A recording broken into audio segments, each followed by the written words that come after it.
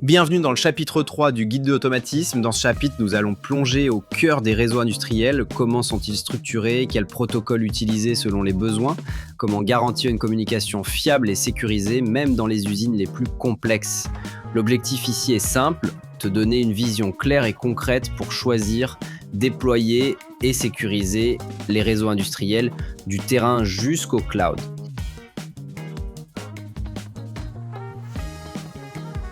Comment une information remonte-t-elle d'un capteur jusqu'au siège de l'entreprise? Dans une usine, les réseaux ne sont pas un simple câblage. Ils suivent une logique bien structurée, celle de la pyramide SIM, un modèle incontournable pour concevoir des architectures industrielles solides et évolutives. La pyramide SIM est organisée en 5 couches. En bas, les capteurs et actionneurs exécutent ou mesurent. Au-dessus, les automates centralisent les signaux et pilotent les machines. La supervision permet à l'opérateur de suivre et d'interagir. Le MES gère la production, la traçabilité, les lots. Tout en haut, le RP pilote l'entreprise dans son ensemble. Chaque niveau a son rôle. Le bas de la pyramide gère le temps réel, immédiat, critique. Le milieu traduit les données en informations utiles pour l'opérateur. Plus haut, le MES coordonne la qualité, les performances, les stocks. Et l'ERP transforme ces informations en décisions stratégiques. Tout est lié, chaque étage dépend des autres. Chaque étage utilise des réseaux adaptés à ses besoins. Le terrain s'appuie sur des bus industriels, rapides, fiables, dédiés au contrôle. La supervision utilise l'Ethernet industriel, avec des protocoles adaptés au temps réel. Et plus on monte, plus on rejoint les réseaux classiques de l'informatique d'entreprise. À la frontière, OT et IT doivent apprendre à dialoguer. Mais cette pyramide, longtemps figée, se transforme. Les technologies comme le cloud, l'edge ou l'IoT permettent désormais aux équipements de dialoguer sans forcément passer par tous les étages. Les architectures deviennent plus plates, plus dynamiques. La communication se fait aussi en réseau, pas seulement de bas en haut. La pyramide SIM reste un outil de conception précieux. Elle aide à visualiser les flux, à choisir les bons protocoles à chaque niveau, à positionner les bons équipements au bon endroit. Et surtout, elle permet de penser évolutivité, maintenance et fiabilité dès la phase projet. Comprendre la pyramide SIM, c'est comprendre l'organisation d'une usine connectée. Même avec le cloud, même avec l'edge, ce modèle reste un repère pour structurer, dialoguer et faire les bons choix techniques. C'est la base d'une architecture industrielle cohérente, durable et bien pensée. L'automatisme n'a pas toujours été numérique. Avant les réseaux, il y avait les câbles et beaucoup de câbles. Puis sont venus les bus de terrain, l'Ethernet industriel et maintenant le sans-fil. À chaque génération, on gagne en performance, mais aussi en complexité. Comprendre cette évolution, c'est mieux anticiper les choix d'aujourd'hui. Pendant longtemps, chaque commande nécessitait un câble dédié. Un bouton, un contacteur, un capteur, chacun avait son fil tiré jusqu'à l'armoire. Les schémas devenaient illisibles et le dépannage était un jeu de pistes. C'était fiable, mais rigide, chronophage et peu évolutif. Les bus de terrain ont révolutionné le câblage industriel. Un seul câble pour plusieurs capteurs ou actionneurs, le gain de temps est énorme. Moins d'erreurs, diagnostic facilité, configuration plus souple. Chaque constructeur a développé ses standards, Profibus, ASI, Canopen, adaptés à ses besoins. L'Ethernet industriel a permis un saut technologique. Vitesse, flexibilité, gestion centralisée, il devient la colonne vertébrale des installations. Des protocoles comme Profinet ou Ethercat garantissent des temps de réponse courts et une communication fiable. L'architecture passe en étoile, en anneau et s'ouvre vers l'IT. Le sans-fil se fait une place dans l'industrie, en particulier pour les équipements mobiles. AGV, capteurs sans fil, chariots autonomes, la liberté de mouvement est un atout. Mais la couverture radio, la cybersécurité et la stabilité doivent être maîtrisées. C'est un complément intelligent, mais pas un remplaçant universel. Sur le terrain, toutes ces générations coexistent. Un relais câblé peut encore piloter une vanne, à côté d'un capteur sans fil ou d'un automate connecté. Chaque technologie a ses forces et ses limites. Le rôle de l'automaticien, c'est justement de savoir composer avec l'existant tout en préparant l'avenir. Comprendre l'évolution des communications industrielles, c'est prendre du recul. Ce n'est pas toujours la dernière technologie qui convient, mais celle qui s'intègre, qui dure, qui se maintient. L'expérience terrain, les choix pragmatiques et la maîtrise des fondamentaux, c'est tout cela qui fait la différence dans un projet d'automatisme bien conçu. Dans une usine automatisée, tout converge vers l'automate. Il collecte les données du terrain, contrôle les équipements et échange avec la supervision. Mais il fait bien plus que ça. Il relie deux mondes très différents. En dessous, le process. Au-dessus, l'OT. Et aujourd'hui, ces deux univers se mélangent de plus en plus. En bas de l'automate, c'est le monde du terrain. Les capteurs détectent, les actionneurs exécutent et les modules d'entrée-sortie transmettent les signaux. Ils échangent via des bus de terrain conçus pour le contrôle temps réel. Ces réseaux sont souvent propriétaires, très fiables mais spécifiques à chaque marque. Au-dessus de l'automate, on entre dans le monde OT, celui de la supervision, des IHM, du SCADA. Les échanges sont moins fréquents mais contiennent plus d'informations. On y trouve des protocoles Ethernet comme Modbus TCP ou OPC-UA. Ici, on pilote, on trace, on analyse, mais on ne contrôle pas en temps réel. Et c'est là que la frontière devient floue. Les bus de terrain utilisent désormais Ethernet, les réseaux OT aussi. Un câble mal branché, un VLAN mal configuré et c'est toute la communication qui est perturbée. Il devient indispensable de séparer clairement les flux, physiquement et logiquement. L'automate est devenu un véritable hub de communication.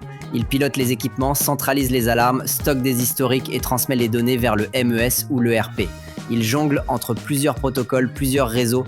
C'est lui qui garantit la cohérence des échanges dans l'usine numérique. Dès la conception, il faut penser architecture réseau.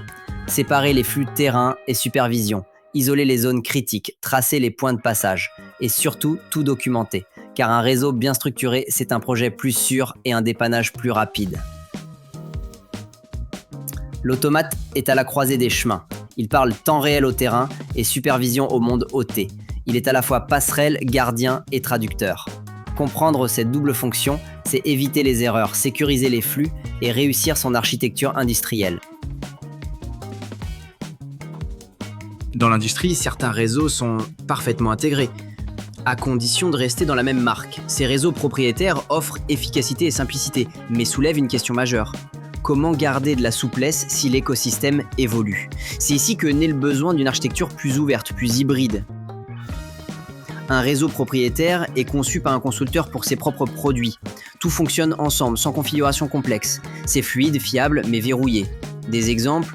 Cercos, CC-Link, Mechatrolink. Très performants, mais souvent incompatibles avec d'autres équipements.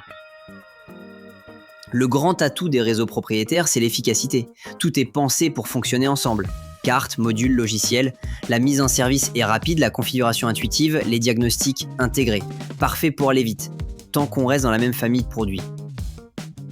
Mais cette facilité a un revers. Changer de fournisseur, intégrer un équipementier, c'est souvent compliqué, voire impossible. Les mises à jour dépendent du constructeur, les formations aussi, et à long terme, la dépendance peut devenir un frein à l'innovation ou à la maintenance. Pour gagner en liberté, beaucoup d'installations passent à l'architecture hybride. Elles conservent un réseau propriétaire là où la performance est critique et ajoutent des passerelles, des automates multiprotocoles ou des serveurs OPC-UA pour dialoguer avec d'autres systèmes. C'est une approche souple, évolutive et bien plus durable. Le bon choix réseau dépend du projet. Une machine autonome, un réseau propriétaire fera l'affaire. Une ligne connectée avec supervision et cloud, il faudra ouvrir. Et surtout, penser long terme. Un réseau bien choisi, c'est un réseau qu'on ne regrette pas dans 5 ou 10 ans. Choisir un réseau industriel, ce n'est pas juste une décision technique. C'est un choix stratégique qui engage l'architecture, la maintenance et l'agilité de l'usine. Les réseaux propriétaires restent des outils puissants, à condition d'être intégrés dans une logique hybride, ouverte et pensée pour durer. Comment connecter un automate ? Faut-il un bus de terrain, un réseau OT, un lien avec le cloud ? En réalité, il n'existe pas de modèle unique, mais 5 architectures reviennent souvent dans les usines. Simples, robustes ou évoluées, elles répondent chacune à un besoin terrain bien réel. L'architecture isolée est la plus simple. L'automate n'est relié à aucun autre réseau, ni OT, ni cloud. Il échange uniquement avec ses capteurs et actionneurs en local. Souvent utilisée sur des équipements spécifiques ou non maîtrisés en interne, cette solution est robuste mais impossible à superviser à distance. L'architecture simple relie l'automate directement au réseau OT de l'usine. Les ES sont câblés en direct sans bus de terrain.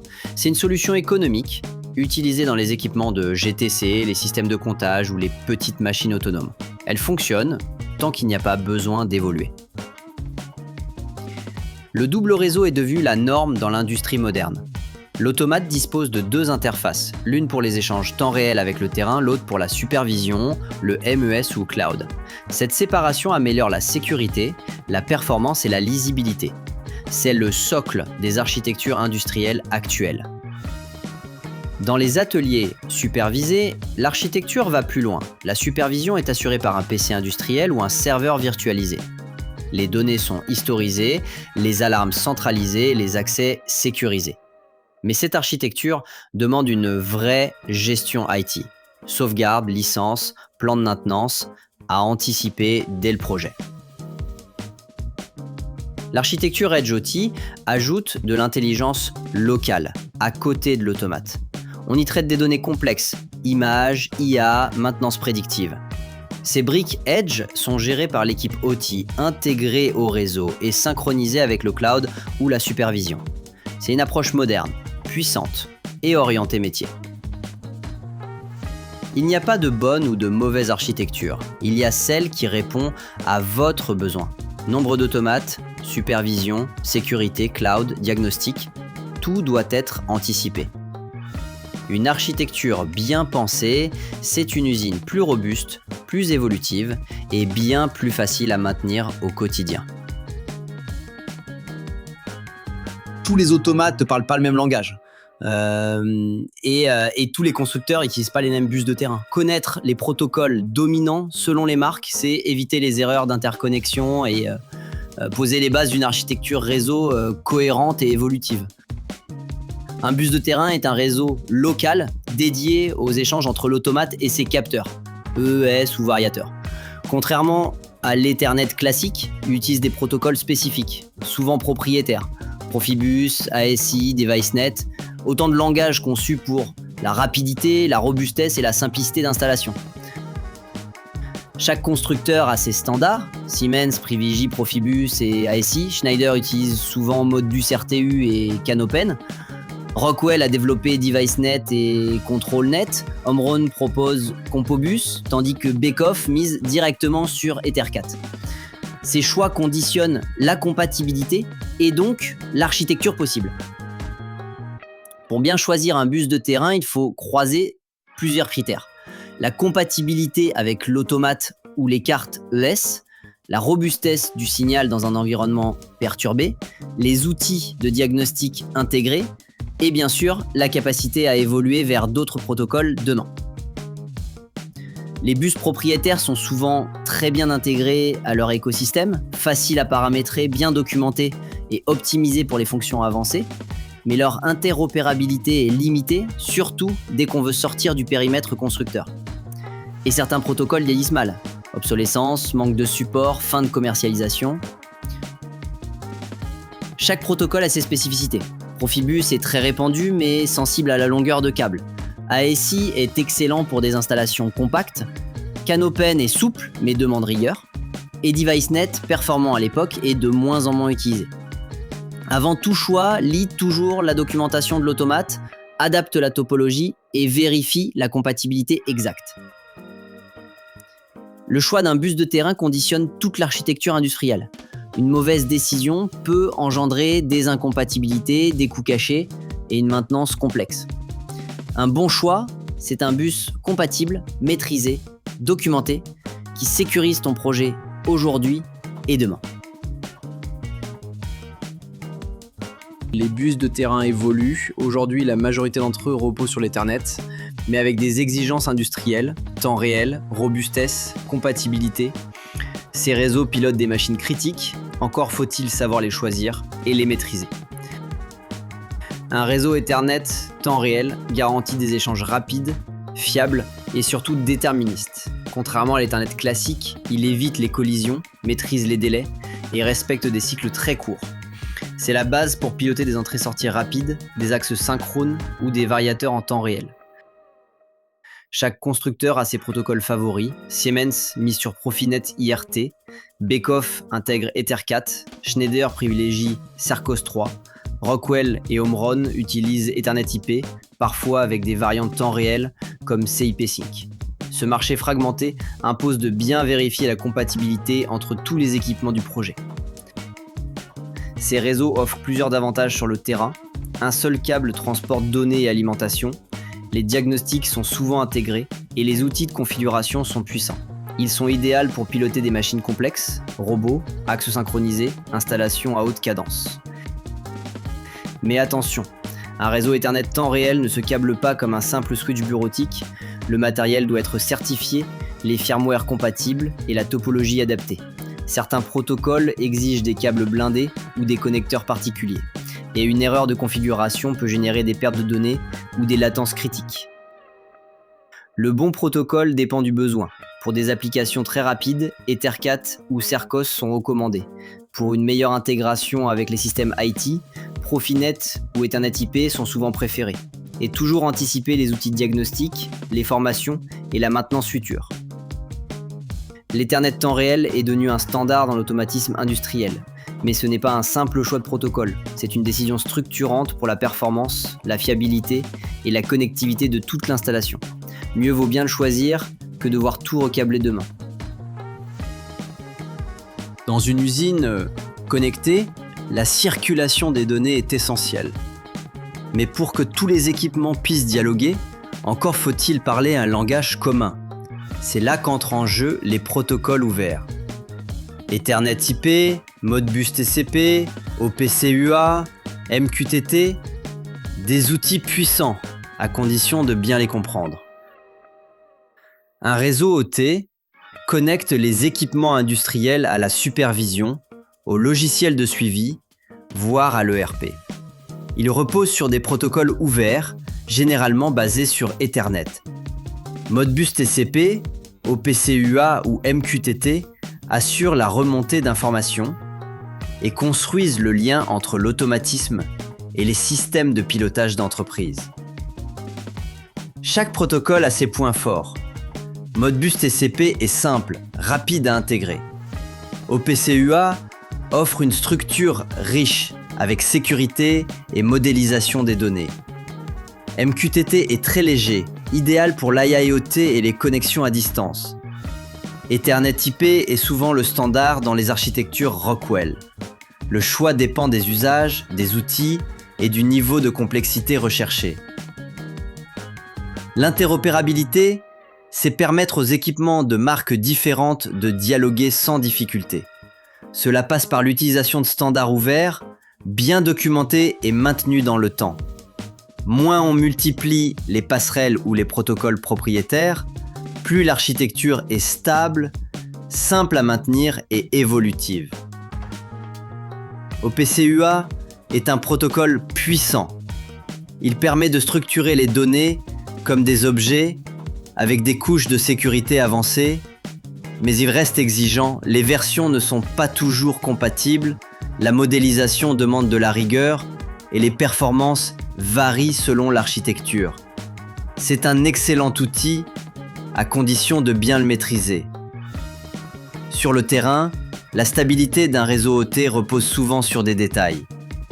Des flux bien isolés, des adresses IP claires, une documentation à jour et surtout des automaticiens capables de comprendre les bases du réseau. Car même un bon protocole ne vaut rien s'il est mal implémenté. Les protocoles ouverts sont la clé d'une usine connectée, évolutive, mais stable. Ce n'est pas une course au plus moderne, c'est un choix réfléchi, basé sur les besoins métiers, les outils disponibles et la compatibilité globale. Bien utilisés, ils assurent la cohérence entre terrain, supervision et pilotage industriel. Les réseaux industriels sont de plus en plus connectés, donc de plus en plus exposés. Cyberattaque, ransomware, sabotage, l'automatisme n'est plus à l'abri. Pour protéger une usine, il ne suffit plus d'un mot de passe, il faut une vraie stratégie. Simple, progressive, mais indispensable. Les attaques ne visent plus seulement les bureaux. Les réseaux OT, les automates et les superviseurs sont désormais dans le viseur. Une attaque réussie, c'est un arrêt de production. Une perte de données, parfois un sabotage industriel. La cybersécurité n'est plus un luxe, c'est un réflexe à intégrer dans tous les projets. La première règle, c'est l'isolation. Les flux de supervision, de production et de gestion ne doivent jamais circuler librement sur le même réseau. On utilise des VLAN, des firewalls, des zones tampons comme les DMZ, et tous les accès distants doivent passer par des VPN bien configurés. C'est simple et redoutablement efficace. La protection passe aussi par des gestes de base. Changer les mots de passe par défaut, désactiver les ports inutiles, mettre à jour les firmware et surtout, sauvegarder régulièrement les programmes d'automates. Car en cas d'incident, c'est cette sauvegarde qui fera redémarrer la ligne. Une bonne protection ne suffit pas. Il faut aussi surveiller. Des sondes, des switches intelligents, des journaux d'accès permettent de détecter les anomalies. Un comportement inhabituel, un trafic soudain, plus on détecte tôt, plus on réagit vite et moins on subit les conséquences. La cybersécurité ne repose pas que sur le service informatique. Les automaticiens, la maintenance, les chefs de projet, chacun doit être formé. Nommer un référent OT, cartographier les flux, appliquer des standards comme la norme 64443, ce sont des bases solides pour une sécurité durable. La cybersécurité industrielle, c'est avant tout une démarche collective. Ce sont des règles simples, une organisation claire et des équipes impliquées. Un site bien sécurisé, c'est un site qui réagit vite, qui limite les dégâts et qui reste performant, même face aux menaces. Pendant longtemps, les réseaux industriels, OT et informatiques, IT, ont évolué séparément. Objectifs différents, métiers différents, outils différents. Mais avec l'industrie 4.0, ces mondes doivent désormais dialoguer. Et ça ne se fait pas sans règles, ni sans choc culturel. Le monde OT, c'est le terrain. Automates, capteurs, supervision, des systèmes conçus pour durer, avec un fonctionnement temps réel, souvent critique. Le mot-clé, fiabilité. On ne redémarre pas une chaîne de production comme un PC de bureau. Le monde IT, lui, gère les serveurs, les bases de données, la cybersécurité. Ses priorités, flexibilité, performance, scalabilité. Il fonctionne en cycle court. Mise à jour fréquente, virtualisation, accès à distance, deux logiques, parfois opposées. La convergence, c'est quand une même donnée doit circuler entre ces deux mondes. Une température mesurée sur un capteur OT peut alimenter un tableau de bord IT. Une alarme OT peut générer une notification sur Teams. Mais pour cela, il faut des passerelles techniques, mais aussi humaines. Les projets industriels modernes imposent de travailler ensemble. Les automaticiens doivent connaître les contraintes réseau, les flux, les protocoles. Les informaticiens doivent comprendre les enjeux de temps réel, les risques d'arrêt de production. C'est un dialogue à construire, projet après projet. La clé, c'est la gouvernance. Qui gère quoi ? Qui décide ? Qui documente ? Un bon projet de convergence commence par une cartographie, des responsabilités claires et une stratégie d'évolution. Sans cela, c'est le flou et les failles. IT et OT ne sont plus séparés, ils sont complémentaires. Mais cette complémentarité demande des efforts d'organisation, de communication et de formation. Converger, ce n'est pas fusionner, c'est apprendre à construire ensemble une industrie plus connectée, plus intelligente et plus résiliente.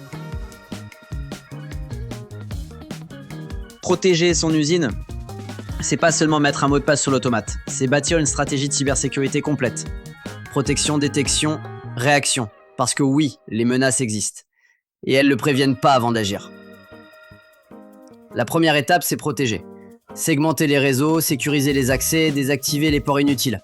Appliquer le principe du moindre privilège. Chaque équipement, chaque utilisateur ne doit accéder qu'à ce dont il a besoin.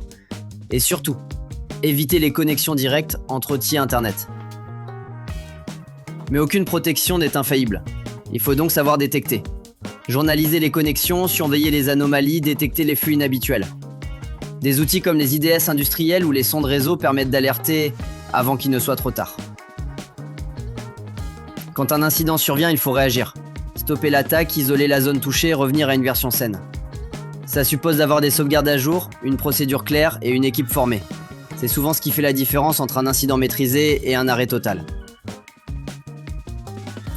La cybersécurité, c'est aussi un travail de fond. Mettre à jour les firmware, auditer les installations, tester les scénarios de crise, faire vivre la documentation, former les équipes, vérifier régulièrement les accès. C'est un processus continu, pas un projet qu'on coche une fois. Enfin, il faut penser responsabilité. Qui pilote la cybersécurité industrielle dans l'entreprise ? OT, IT, un RSSI ? Sans gouvernance claire, les failles se multiplient. Il ne s'agit pas d'avoir une équipe dédiée, mais une stratégie partagée. Protéger, détecter, réagir. Ces 3 verbes résument l'essentiel de la cybersécurité industrielle. Pas besoin d'être expert, mais besoin d'être préparé. Car dans l'industrie comme ailleurs, il vaut mieux prévenir que reconstruire. L'industrie continue d'évoluer. Après l'arrivée du cloud et de l'IoT, de nouvelles briques apparaissent. Edge computing, 5G, continuité numérique. Pas des gadgets, mais des outils concrets, déjà utilisés dans les projets industriels les plus avancés.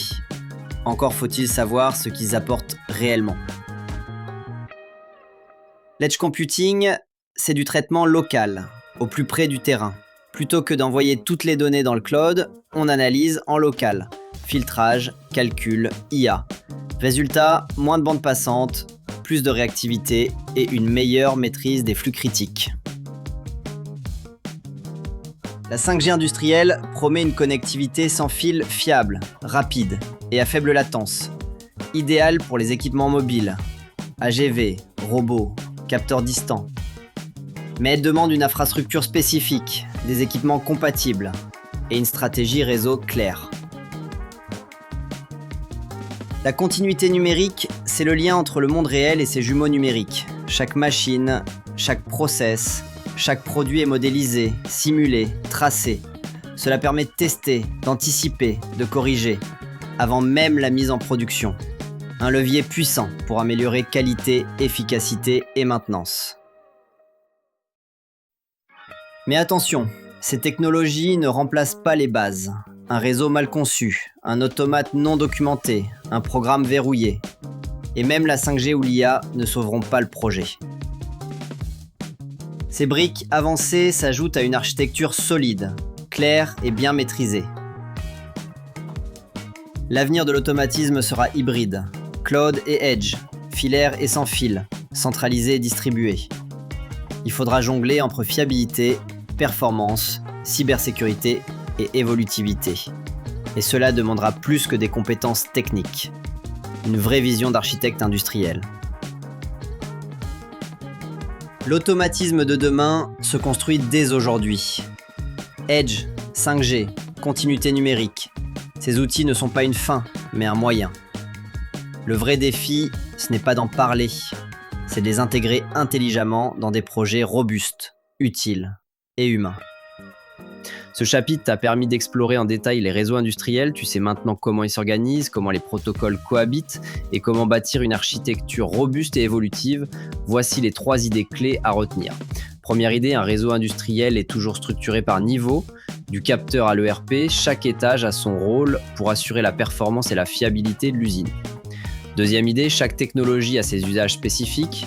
Bus de terrain, Ethernet temps réel, sans fil, l'important c'est de bien choisir en fonction du besoin réel. Troisième idée, la sécurité est désormais un prérequis. Un réseau mal protégé, c'est un risque immédiat pour la production, la qualité et la cybersécurité de l'entreprise.